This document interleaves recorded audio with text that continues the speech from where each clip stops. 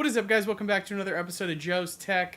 Obviously, it's no secret that I love to review new RGB products, and the reason why is because it allows you to have a little bit more freedom in your build and not be kind of tied to a specific theme. And so that's exactly what we're going to be checking out today, is a new product from In Win. It's the Aurora LED RGB Kit. This comes with fans and strips and a controller. And there's some pretty cool features with this kit that I'm excited to share with you guys. So without getting too far into it, why don't we go ahead and see what comes with the kit. And of course, if you guys want to check this kit out for yourself, I'll go ahead and leave links to everything in the description below.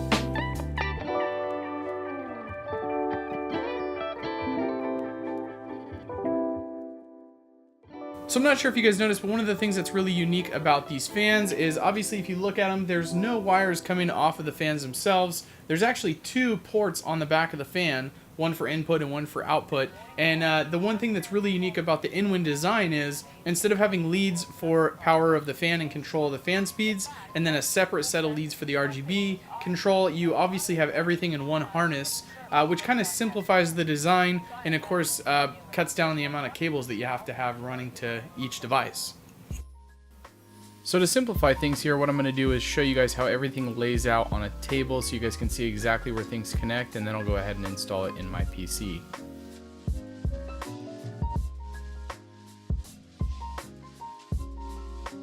First, we need to connect our 6-pin output from the controller into the first fan, and from the first fan into the second, and again into the third. Where this kit differs from others, which you'll see in a second, is the LED strips are actually daisy chained to the back of the fans. So the output from the third and final fan will go into the first LED strip, and then from the first LED strip into the second. To power the controller, we'll be using the 4-pin to SATA connection. For communication between your PC and the controller, we'll be using the provided USB cable. Things are starting to look a little busy for demonstration, but the last cable we'll be putting in is the 4-pin, which is going to go back to a 4-pin header on your motherboard for fan control.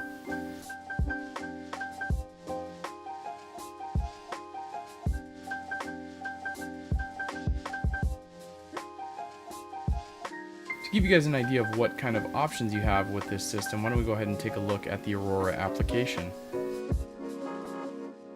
You get a pretty basic console with the ability to adjust fan speeds at 3 levels, low, medium, and turbo at the bottom left there. You're able to dim and brighten the lights at a few levels. There's a speed adjustment that allows you to change the speed at which your effects light up or do not light up. And at the top of the screen, you'll see we have a plus and minus option, which allows you to cycle through the different lighting effects and colors.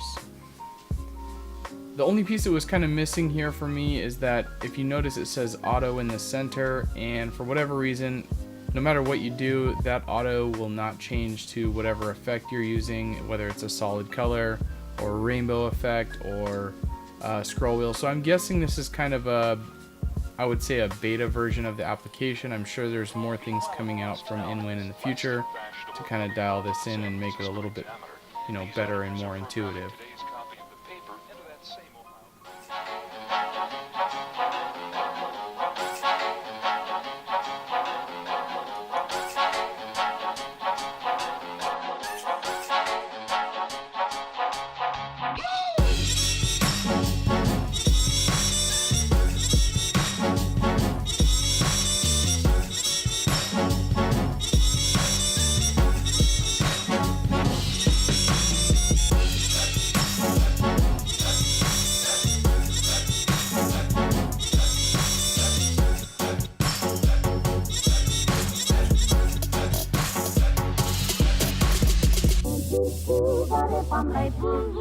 So now that we've seen everything that comes with the kit, there is quite a few things to cover here that I wanted to mention at least.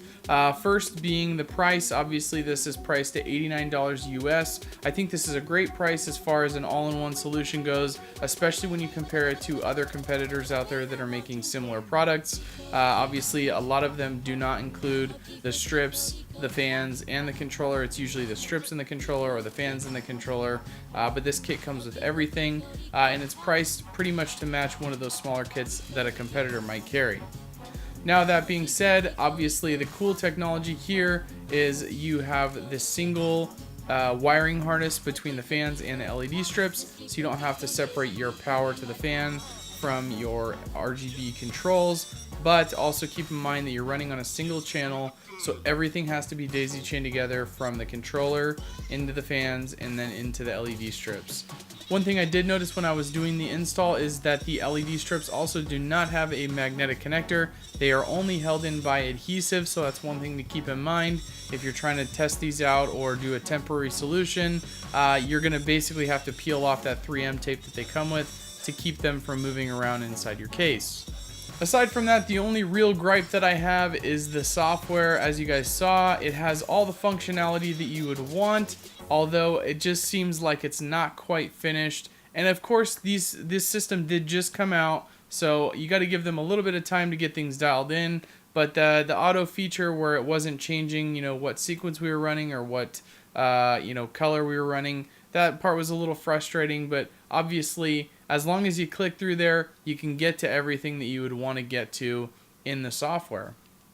If you guys are interested in picking up the Aurora RGB kit, it does come in two colors. It comes in the red variation like the one I have here, where it has black fans, black strips, and the red grommets, or it comes in a black and white edition where the fans actually have a partially white bezel and they have the white rubber grommets, and then they have the same strips. Also a really nice looking kit. Of course, again, I'll leave links to everything in the description below if you guys want to check it out. Aside from that, I just want to say a big thanks to In Win for sending this over for me to take a look at. I definitely was a big fan of the kit. I'm a fan of the price point that it comes in at, and I think it's definitely worth it if you're in the market for an RGB kit. If there's something I missed, or if you guys had any questions for me or something I forgot to mention, feel free to leave it in the comments section below. If you guys did enjoy the video, don't forget to leave me a thumbs up on the way out. And of course, if you guys want to see more tech videos like this in the future, feel free to hit that subscribe button. Until next time, guys, this has been JoesTech. I'll see you in the next video.